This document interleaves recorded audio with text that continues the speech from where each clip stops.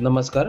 बंगळुरूमधील PES युनिव्हर्सिटीमध्ये एका प्राध्यापकाने वर्गात मुस्लिम विद्यार्थ्याविरुद्ध कथितरित्या अवमानकारक आणि धार्मिक भावना दुखावणारी वक्तव्ये केल्याचा गंभीर वाद उफाळून आलाय.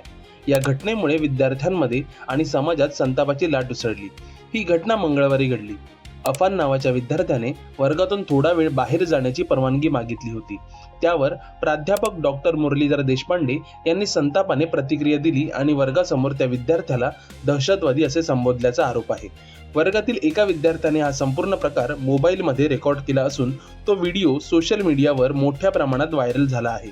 या व्हिडिओमध्ये प्राध्यापक मोठ्या आवाजात "शरम नाही येत का तुम्हाला?" असे ओरडताना ऐकू येते.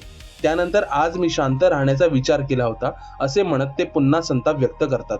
याच व्हिडिओमध्ये त्यांनी टेररिस्ट असा शब्द वापरल्याचेही ऐकू येते. याशिवाय त्या प्राध्यापकांवर आणखीही गंभीर आरोप करण्यात आले आहेत. त्यांनी त्या विद्यार्थ्याला उद्देशून "तुमच्यासारख्या लोकांमुळे इराणमध्ये युद्ध होत आहे" असे म्हटल्याचा आरोप आहे.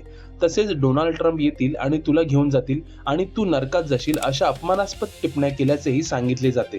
या घटनेनंतर मोठ्या प्रमाणात टीका आणि संताप व्यक्त करण्यात आला.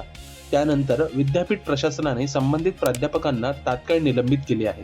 कुलगुरूंनी दिलेल्या पत्रात नमूद करण्यात आले आहे की विद्यार्थ्याची तक्रार प्राप्त झाली असून सखोल चौकशी पूर्ण होईपर्यंत प्राध्यापकांना निलंबित करण्यात येत आहे.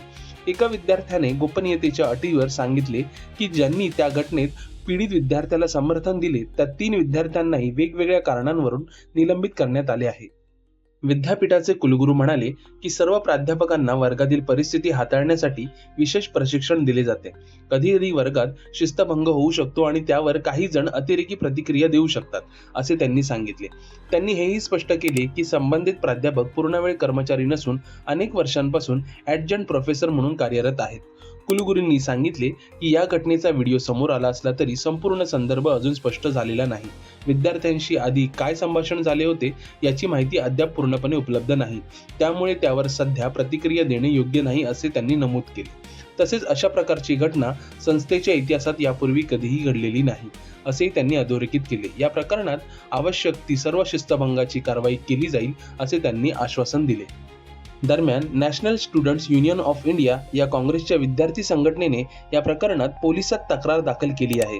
संबंधित प्राध्यापकांवर कडक कारवाई करण्यात यावी आणि त्यांनी सार्वजनिक माफी मागावी अशी मागणी संघटनेकडून करण्यात आली आहे.